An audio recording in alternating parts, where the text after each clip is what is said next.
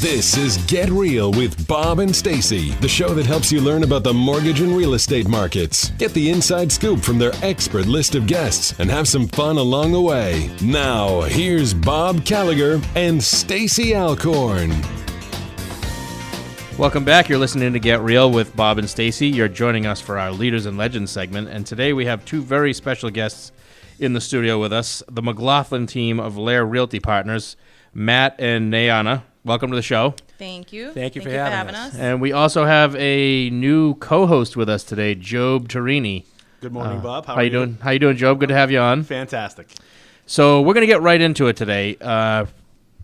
Matt and Nayana just joined Lair Realty Partners within the last 6 months. They used to be independent real estate investors and consultants, and we invited them on the show today to kind of talk about how they're going to build their business. Why don't we open up by kind of talking about the business-to-business series that you're about to launch? First of all, thank you. I'd like to thank Ross Mortgage for allowing us this opportunity to come down today and talk about our business. And obviously would like to thank Stacy Alcorn for offering us such a tremendous opportunity to join her team. We are taking a little bit of a different approach to marketing, I think, than some of the other teams. The traditional teams, I should say. Mm-hmm. We are actually committed to reaching out and doing some door knocking, some of the old classic things that you see. For example, the Century 21 model back when I was growing up. I got to say I didn't like the color of the coats, but I really loved the commercials. You'd see them in coffee shops, you'd see them in neighborhoods talking to people and really being that community-based sales agent or realtor. Mm-hmm. So it's something that I grew up watching, something that over the years in different sales jobs that I've had that was essential, whether it was a business-to-business sale or business-to-consumer sale, that the bottom line is you can't get business unless you ask people for their business. Mm-hmm. So, over the years that it's transitioned into these social media and emails and then just direct mail, you lose the personal touch. Right. So we've started in January. Every nice weekend day, we've been out knocking on doors, providing some information, introducing ourselves. In the town of Andover, which is our neighboring community, and it's been going pretty well. We're getting a lot of feedback, getting a lot of recognition in town, and getting to know our neighbors. Excellent. Yeah. Excellent. That's a good way to get started. Now, can you talk a little bit about that the business-to-business series that I mentioned? I saw the promo that you guys launched this week. The video was awesome. I'm really looking forward to seeing it coming out. Can you kind of talk about what you're going to cover in that series?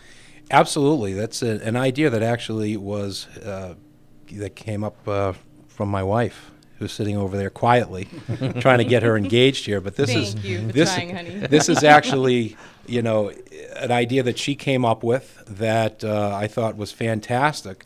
And it falls right in line with, what Stacy and the Lair Group does. I mean, we're building local businesses. Mm-hmm. We're trying to keep that direct connection to our constituents without having that big corporate feel. Excellent. So we're trying to promote local business. We want to make sure that the people in the communities that these businesses serve know the background. I mean, right. Everybody has a compelling story.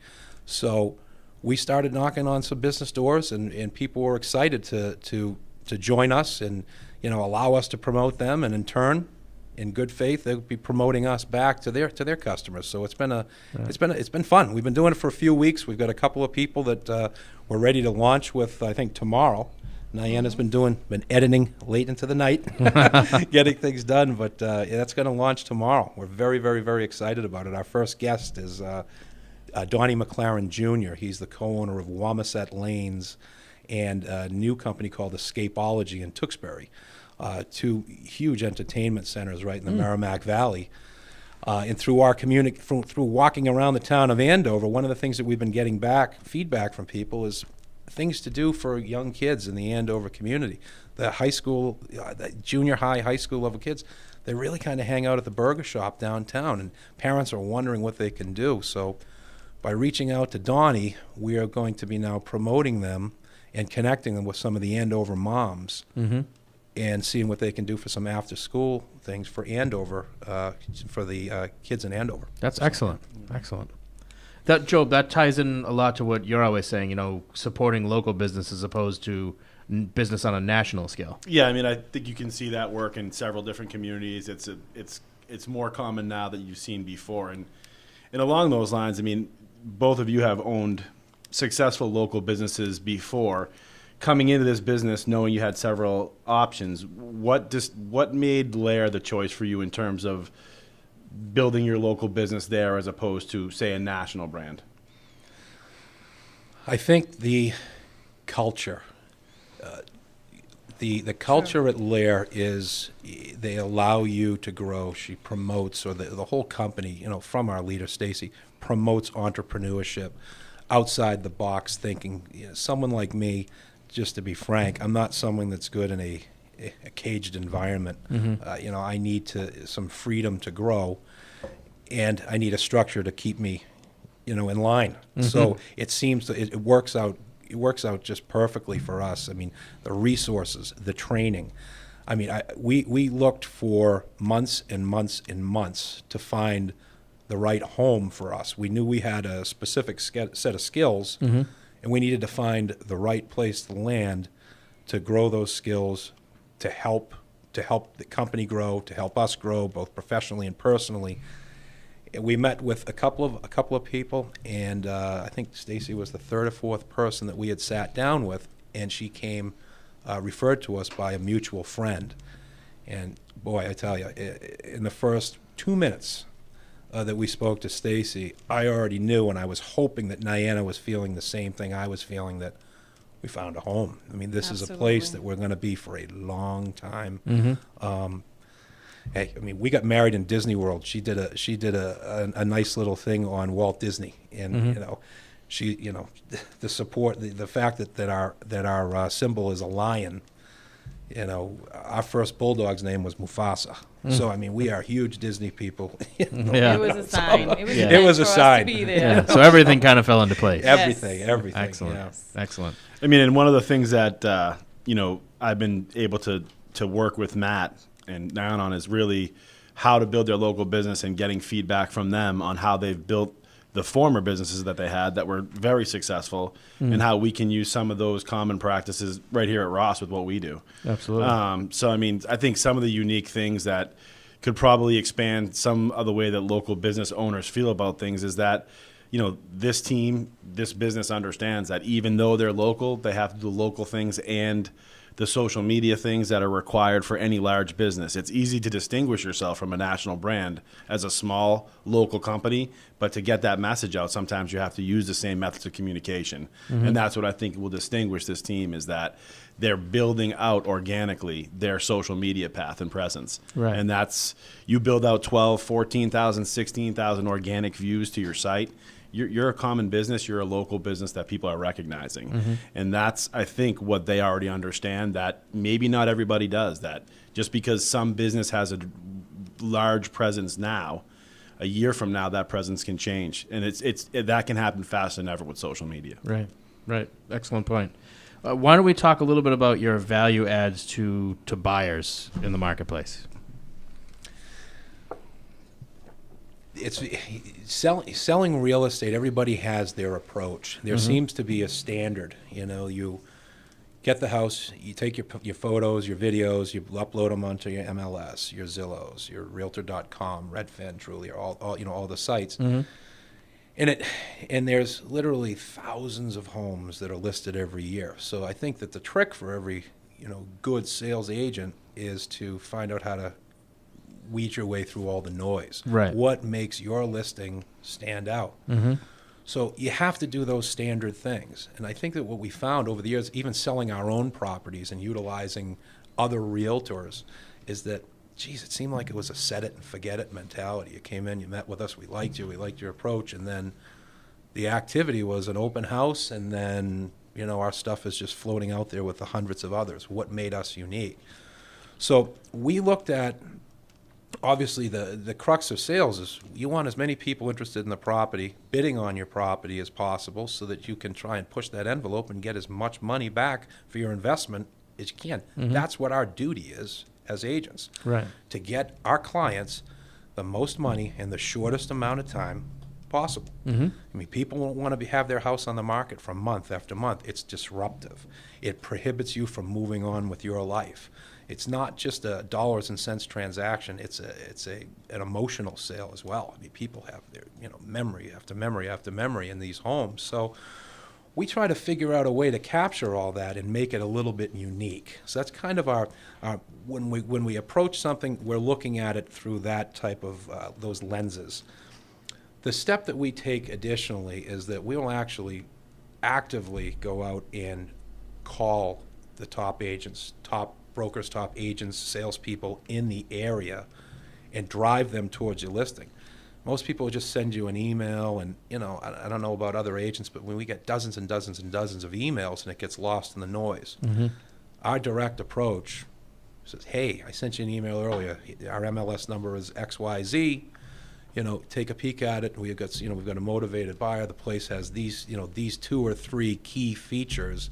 Maybe you have someone you're interested in. And we call them to drive the traffic and alert people directly that we have this unbelievable product that they should bring their buyers over to come and see. Just an extra step. Right. And so we're hoping that approach, gets that time limit, gets the amount of time that the house is on the market. It's the shortest amount of time possible. Drive people there, and drive the interest up so that it's a commodity that people want. It's something that they want. So you drive the price up too. That's the hope. More people you get there, the more the price goes up, right? That's the hope. Again, it's our job is to get the most money for that house for our clients that we possibly can. And if you're not actively trying to do that for your clients, then you're not representing your clients appropriately. Absolutely. That's just our philosophy. And I don't mean that negatively to anybody else, believe me, but just for our own personal goals and objectives, that's the approach that we take, and that's kind of our philosophy. Excellent. So why don't we talk about the real estate market in general? So everybody's probably heard the horror stories. You go out to make an offer on the property, you find out you're one of 10, 20. I'm even hearing 40 and 45 offers on places now.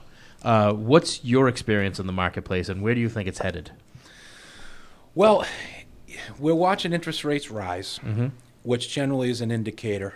Sometimes it puts a little panic in people, wondering if they're going to be able to move their property now that the cost of the house is actually going up.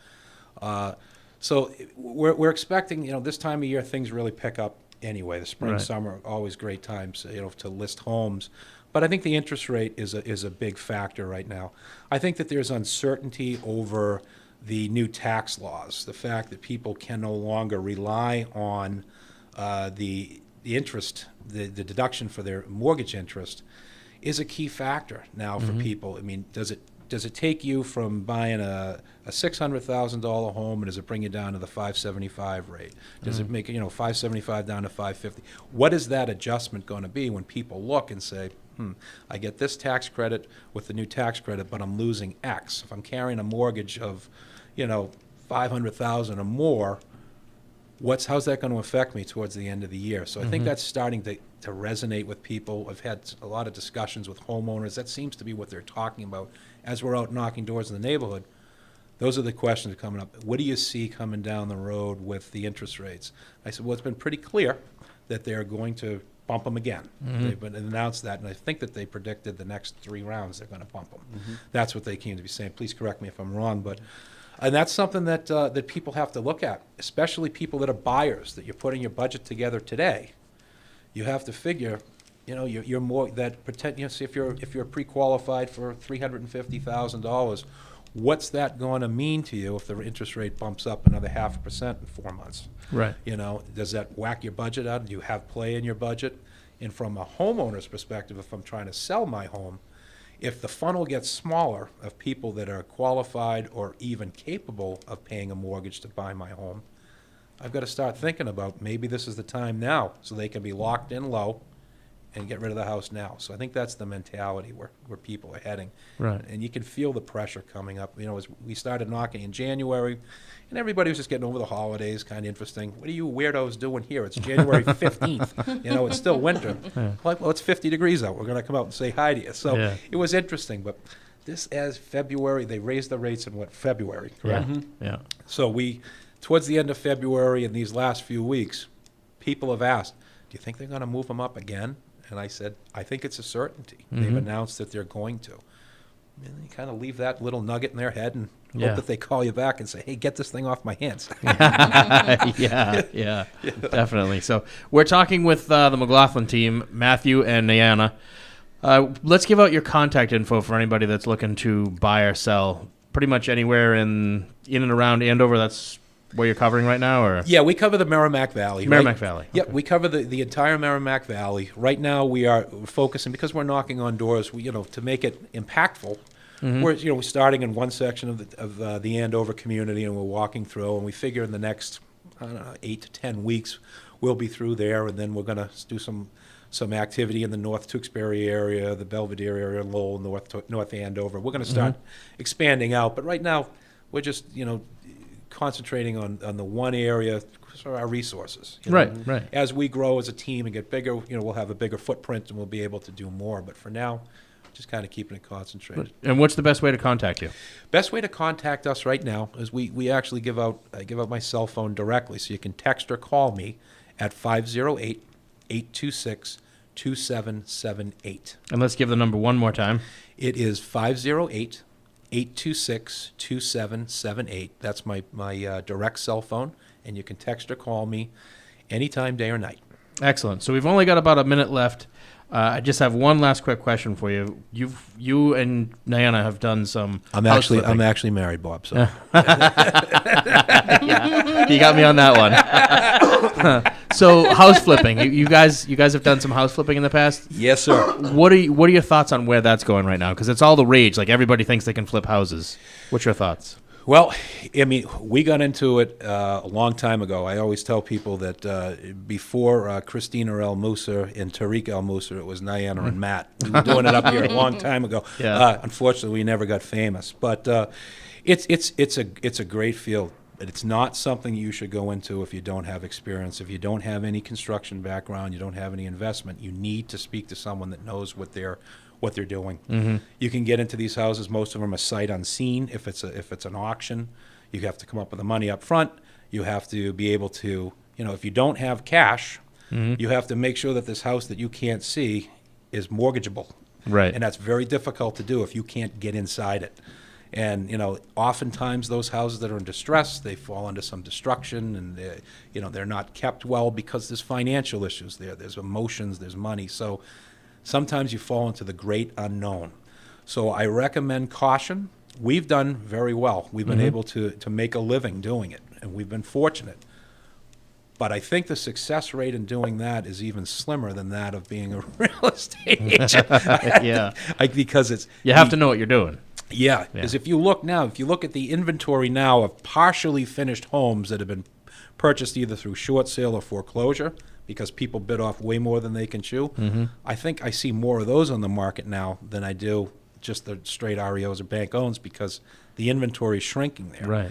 The last 2 or 3 houses that we looked at with a client were all partially finished. I walked into it was a 4-family up in Fitchburg. I'm walking around scratching my head saying, well, I only see 2 apartments here. They tore out the staircases because they probably didn't want to have to put in the fire suppression systems that are required with 4 families and more. I mean, there's a lot of regulations to look at. And all of a sudden, like, okay, that's an extra $10,000. Then I have to put the staircase back in. There's another $15,000. So we're talking to clients like, you got $40,000 before you buy this house to bring it back up to code where they're going to give you an occupancy permit. Yeah. Really? I'm like, oh, yeah, really. That's something you need to know really? before you buy. You need to know that because where are you going to come up with an extra $40,000? Yeah, that's a good point. Good point. So we're just about out of time. I wanted to thank you both for joining us. We're going to take a quick commercial break. We'll be back with more Get Real after this.